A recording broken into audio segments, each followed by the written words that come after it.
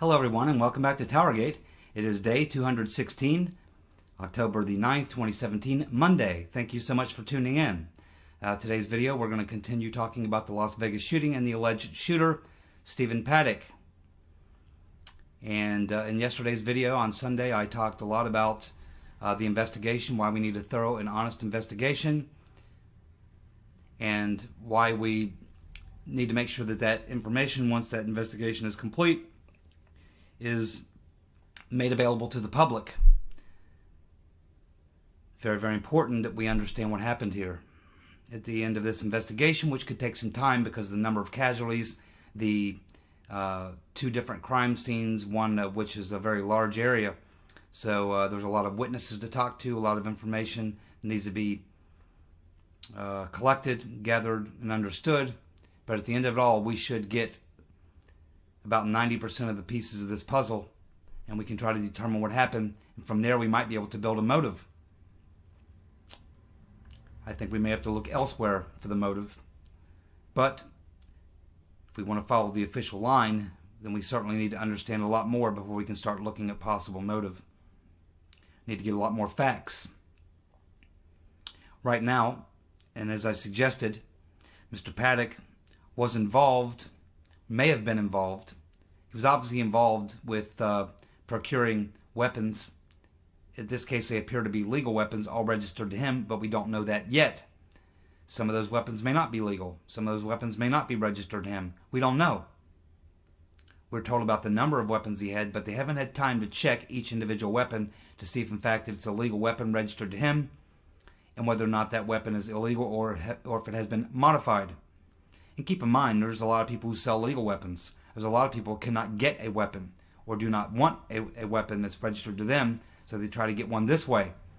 Now, of course, he would be a fool, and I don't think he was a fool, to try to sell weapons registered to him. I think these weapons they found in his home probably are legal and legitimate because they are registered to him. I'm suggesting he may have an alias, and that he may have been working in the black market in arms, in which case we'd be talking about different types of weapons not registered to him. And he may have been working with some organized crime or possibly somebody connected to intelligence. But I believe at this point, my gut's telling me he may have been involved in some type of arms trafficking, illegal arms trafficking. And if he was involved in something like that, then that means that Mr. Paddock would fit perfectly into the profile for a patsy. Stephen Paddock would have been the perfect patsy. He would have been the perfect guy to set up as a patsy if in fact he was involved in all of this. And I think that there's strong indications that he may have been. More investigation, honest investigation, will reveal whether or not that is true. But right now many people have a lot of questions with the official narrative. Something is definitely wrong in Denmark and Las Vegas. Some of the questions a lot of people are still asking would be the following. Why doesn't any of the video footage show muzzle flash or smoke coming from the window? There should be a lot of muzzle flash and a lot of smoke coming from that window. Some people are suggesting he was sitting back in the room. That doesn't make any sense. If he was sitting back in the room, there's no way he could have gotten the angle to fire down, because he's firing in like a 28 to 32 degree downward angle into the crowd from the room up here. If he's sitting back in the room, there's no way he could have been firing at that angle. He had to be sitting fairly close to the window. But even if he was sitting far back in the room, that room would have been filled with smoke, and that open window would have been sucking the smoke out. We should have seen a lot of smoke and some muzzle flashes. There is one police conversation he's having with the policeman, he's having with the dispatcher, where he says, I've identified the shooter, and he says he sees strobes about halfway up at the Mandalay. Well, he was farther up than halfway, but that could have just been the cop just, and having a moment, not really think, he probably wasn't counting floors. He was just saying approximately halfway up. He was saying he was seeing strobes. I don't know what he means by strobes, maybe flashes, but we should have seen a lot of smoke, as well as flashes. We didn't see any. I could not find any. I'm not saying that the flashes weren't there. I'm just saying I've not seen them. There's a lot of other people that say they have not seen them. And of course, I've heard no one account for why we did not see smoke Should have been smoke coming out of that window, especially coming out of the barrel of that gun, as many rounds as he was firing. Next question. How come witnesses on the ground who were up front towards the stage are reporting that the people being shot were being shot from the front when the Mandalay is behind them and to the right? Why does the video show people pointing and looking at the area behind the stage? This was the first area that was targeted, by the way. When the shooting first started, the very first group of people that were being hit were the people down in the direct front left of the stage. And it appears that the shots were coming down over the stage, because all the people, according to witnesses on the ground, were pointing up into that direction. That would be a building back behind the stage, not the Mandalay. So it appears that there's witnesses on the ground who are suggesting and pointing in the direction of a building other than the Mandalay. That's a very good question. It's a very good question. Why were the people down front being shot from the front, in the front, when the Mandalay was over here? It's a very good question. There's also plenty of witnesses talking about believing there were multiple shooters and suggesting that the shots seem to be coming from various different places in different directions. One guy who was interviewed, who was former military, said he's familiar with that situation, and he said that sounded to him like shots were coming from different directions and that they were coming from different weapons. This needs to be looked into. These people need to be interviewed. Why were there so many interruptions between shot bursts? And what about that 10-minute time frame? Let's think about this for just a moment. We are told that the shooting lasted approximately 10 minutes, 9 to 11 minutes, let's say 10. That was the elapsed time of the shooting from when it began to where it ended. But there is a CNN video, which is about 4.5 minutes long, where they actually capture the very first 3 rounds of shots. So what happens is, at the very beginning, the very first shots come, which are the shots that are coming apparently down over the stage and shooting people down into the left front of the stage. You hear that shot burst, about a 12-second shot bursts, and then it stops. It stops for about 1.5 minutes to 2 minutes. Then you hear another series of shot bursts, which sound like they may be coming from somewhere else in a different weapon. That shot burst, again, a little shorter than the first, but another round of shots, and then nothing. A lapse. Stops. Not as long as the first lapse between the first and second shots, but between the second and third series of shots, another lapse. Then you hear a third round of shots coming, and then another lapse, and then that's when this video ends. But we pick up the first 3 bursts of fire, and in that 4.5 minutes, what you actually hear is about 12 or 13 seconds of shot burst, 1.5 minute break, another 10 or so seconds of shot burst, another minute break, and then you hear more shot bursts, and then more break, and then the video ends. That tells us that in a 5-minute period of time, we had maybe 30 seconds, 45 seconds of shooting. So this theory that we had 10 minutes of shooting is not true. They make it sound like it was 10 minutes of continuous automatic weapons fire. It was not. Probably in that 10 minutes of ranging time from when the shots began to where it ended, you may have had 5 minutes or less of actual shooting time. Not nearly enough time for an AR-15 or an M4 to fire 800 to 1,000 rounds, especially out of 30-round clips. Not possible. Not possible. Do the math. Do the division. Do the multiplication, then the division. It doesn't add up. 800 to 1,000 shots in 5 minutes. Out of an AR-15 and an M4, even if you were using the buttstock addition to the weapon, and you can see clearly in the photo where they show the shooter's nest, you can see the AR-15 laying on the floor with no magazine in it. Next to it, where you see the M4 laying kind of over the alleged shooter's ankle, across his ankle, and you see a 30-round clip in there. No way with a 30-round clip he was getting that length of shot bursts, and no way if he was using 30-round clips would he have been able to fire 800 to 1,000 rounds in 5 minutes or less of burst fire over a period of 10 minutes. It just simply isn't possible. It's just simply impossible. And when I listen to that sound, I automatic weapons, lots of semi-autos. But in the Army, I didn't fire a lot of automatic weapons because I wasn't an M60 guy. I wasn't in the infantry. I was attached to the infantry on some training things, and I heard plenty of M60 firings, and I fired the weapon myself on 3 occasions, and it definitely sounds just exactly like what we're hearing. That type of thing. That is an automatic weapon, and it's and belt fed. The length of time that the burst lasted, and the smoothness and the speed and the rate of fire that I am hearing is automatic weapon. I'm convinced of it. Not semi-automatic. Not even if you had the addition to the butt, which allows the finger to react to the recoil. Even then, it would not have been that even, and you still wouldn't have gotten that many rounds. You're talking maybe 240 a minute.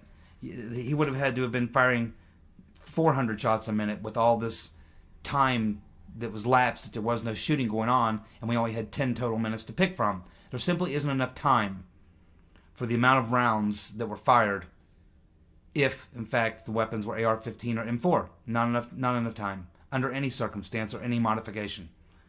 Had to be automatic weapon. Had to be. Belt-fed.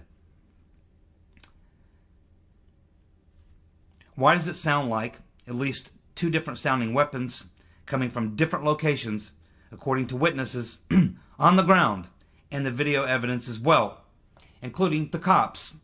I listened last night, someone put together a montage of the police recordings, of the police communicating with the dispatcher, and just about every one of those cops that were communicating with the dispatcher were using the term either automatic or fully automatic machine gun. That's the term they were using. They never used the term semi-auto. Never.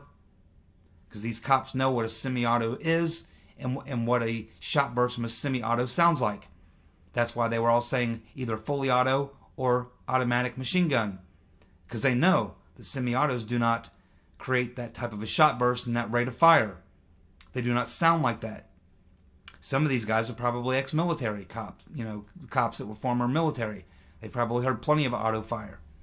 They understand it. The cops certainly were. That's what they were reporting to the dispatcher. Automatic. Automatic weapons fire, not semi-automatic. Automatic. It's what it sounds like to me. It's what it sounded like to those cops. You had 2 cops standing right underneath the window, and they said, yeah, we're right below the window. We can hear it. It's automatic fire. Fully automatic weapons fire. That's what they're reporting to the dispatcher. That's what the communications between the police and the dispatcher were about in terms of the shooting. And they were trying to find the location.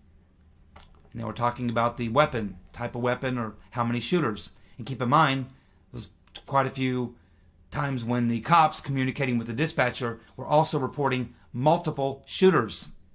And you even had one individual who even said overlapping fire.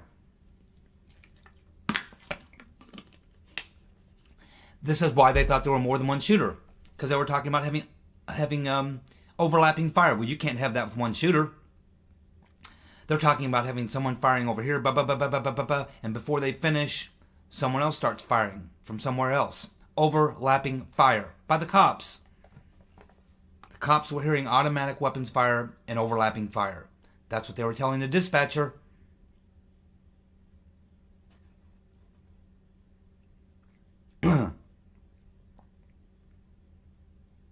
Why have some weapons experts claim that there are different weapons being fired at the same time? Goes back to the previous question. Been listening to a lot of former military, special ops type guys who really understand, know the sounds of these. I've heard a lot more of it than even I have, or even these cops have, and they're all saying, yeah, those are machine guns. That's fully auto, probably belt fed, fully auto. That's what you're hearing there. This is what ex-Navy SEALs, Marines, people who've been in combat, that's what they're saying. Overwhelming evidence. Automatic weapon, belt fed. That's what just about everybody who knows anything about this topic is saying. Yet the narrative is still that it was this guy firing semi-autos converted. No way. Bullshit. Why are some witnesses claiming that there were shooters on the ground? There's even one cop, again, communicating with the dispatcher. He's asking for more officers to come to his scene. He said he's at the northeast gate at the Mandalay. the northeast gate up by the stage at the Mandalay, where he's reporting an active shooter on the ground. That's what this cop was saying. That's what other people on the ground that he interviewed, and they were interviewing people as they were leaving and hitting the street and getting out of there, and they were talking to them, interviewing them. Cops were to get information, and they were all talking about believing there was multiple shooters, including shooters on the ground. Now, there's a popular video that's been spreading around showing this guy who's wearing the yellow shirt, actually a security guard, who may have been a shooter on the ground. I've looked at that video, and I don't believe that that security guard was a shooter on the ground. In fact, if you look at that video, unfortunately, someone had the ability to put it in slow-mo, and you can really see it closely. What happens there is that someone's got their video camera going, or their camera phone going, and there's no shooting going on at this time. People are fleeing or getting the hell out of there. There's an open space there because there's one person down on the ground, a couple people tending to that person. People are fleeing, running around that person on the ground, trying to get the hell out of there. The security guard apparently is moving towards this victim that's on the ground with a couple people around him. As he's moving towards there, all of a sudden the shooting starts again. As soon as the shooting starts, you see this security guard reach and grab his gun. It's a handgun, and he puts it in front of him, which now you can't see it because your field of view is being blocked. But it doesn't appear that he fired any rounds. You see no flash. You don't see his arms move. You don't see anything happen. In fact, he only was in that posture for about 2 seconds. And once that shooting started, his first instinct was to go for his gun. But after like 1001, 1002, boom, he's put the gun back down, and he's diving for the ground. He's hitting the ground. He's going to the ground.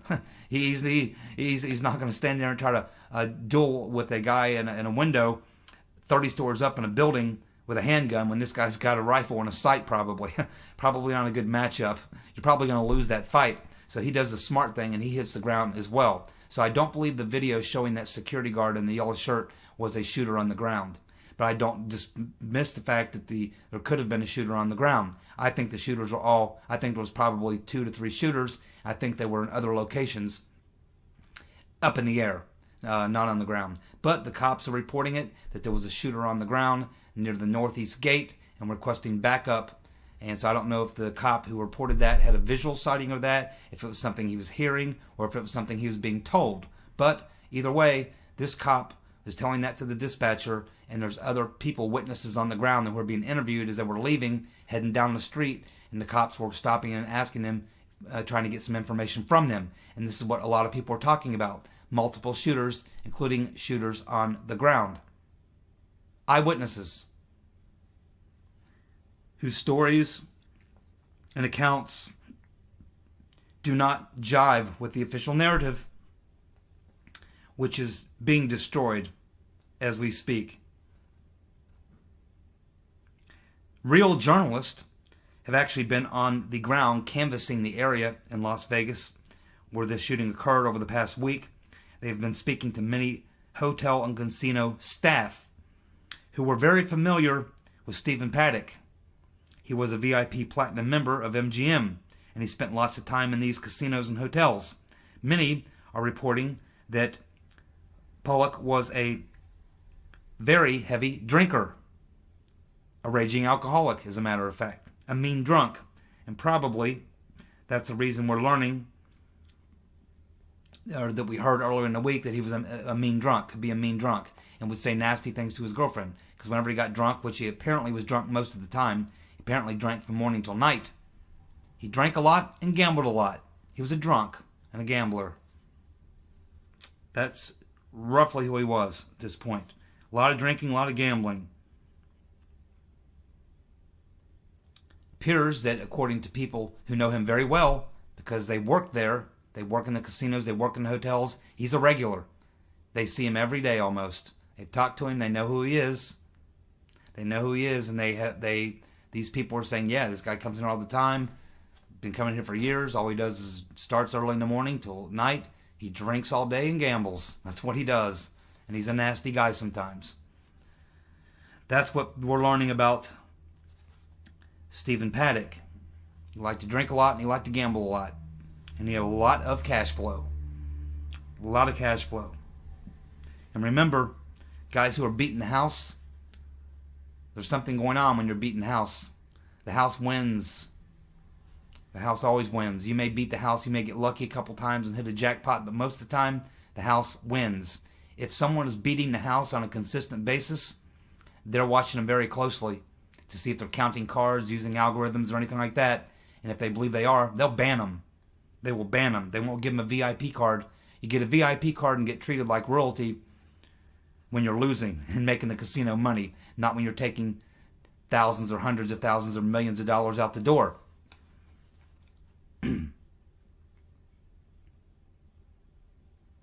We need to know what his blood alcohol level was, because it sounds like he was drunk most of the time. How could a drunken man be gambling and drinking on the day of this event and go back to his hotel and pull off this event with military precision? Sounds to me like he probably would go back to his hotel and pass out on the bed, which is probably what happened, before someone come in and put a bullet in his head and filled his room with guns or something. Who knows? Looks like a setup to me. Mr. Paddock was a drunk and a gambler, not a expert military marksman or military planner or strategist or anything like that. He was a drunk and a gambler. The perfect patsy. Why are so many expert shooters convinced that the burst sounded like a belt-fed weapon? Because they did. Anyone who's heard automatic weapon, fired an automatic weapon, knows the difference in the sound between an automatic weapon and a semi-automatic weapon just being fired fast. If you've got a semi-automatic, even if you've got something to help your trigger finger with the butt device, you're still going to get interruptions, but you're going to get like a bang, bang, bang, bang, bang, bang, bang, bang, bang, bang, bang, bang, bang, if you're really fast. That's not what we're hearing. What we're hearing again is ba ba ba ba ba ba ba ba ba ba ba ba ba ba ba. We are hearing a fully automatic weapon, and when you have a fully automatic weapon, you don't even bother with a 30-round mag because you'd be changing the mag every 4 seconds. You use a belt-fed system when you're firing a fully automatic weapon. Period. We need to take a look at the caliber of the rounds that killed and wounded those people and match them up with the gun. We need that evidence, Mr. No Shit Sherlock Ray. Why does the photo of Paddock's hotel room floor show a couple handfuls of shell casings laying on top of a pool of blood? Shouldn't the blood be on top of the expanded casings? Yes, they should. If you look at the photo that they show, the death photo, they show the blood on his eye, this part of his head. There's a pool of blood behind his head. There's blood down here and on his face. Some of the blood is dried.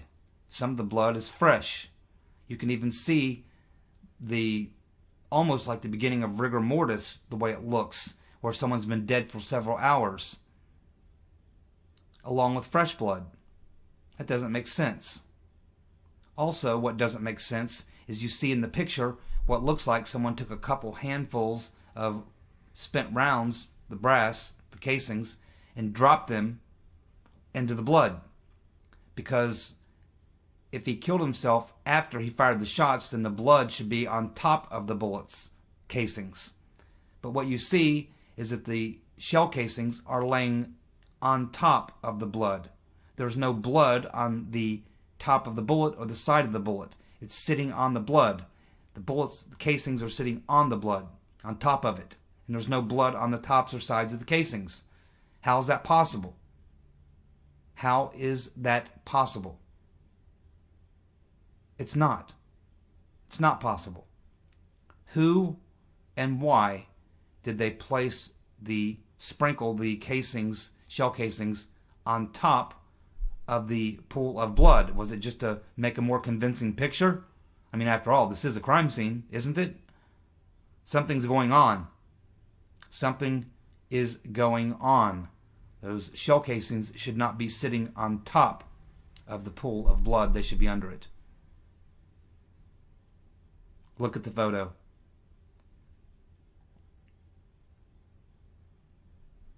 Why did someone named John appear on 4chan and warn people that something heavy was going down in Vegas and warn people to stay away?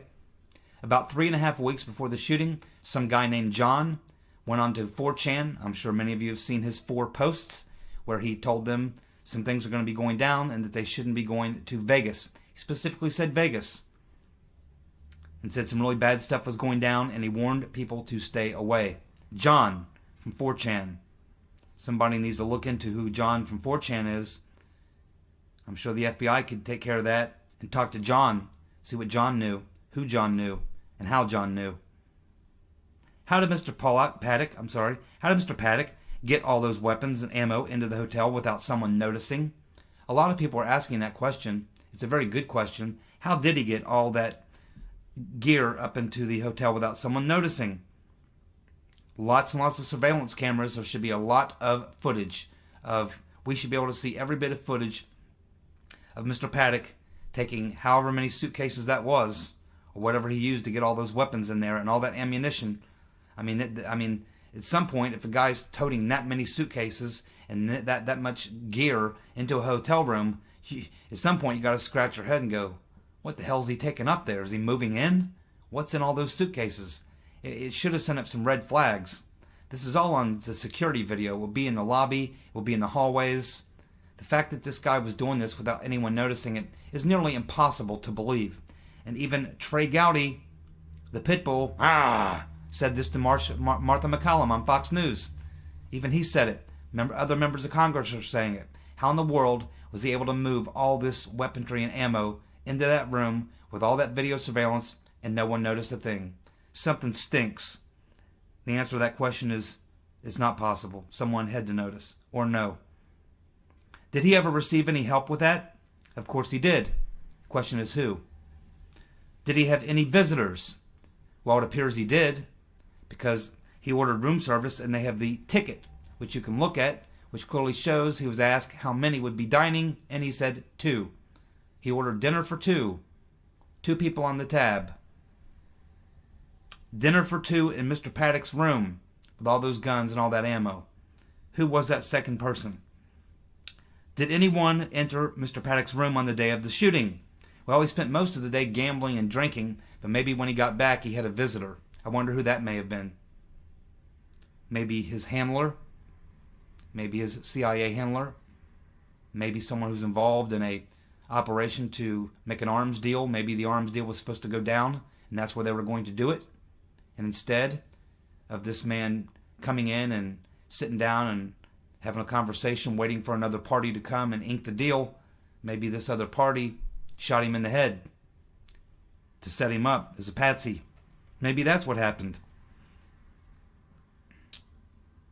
Certainly are a lot of cameras that should pick up anyone probably entering or exiting that room or coming to visit Mr. Paddock.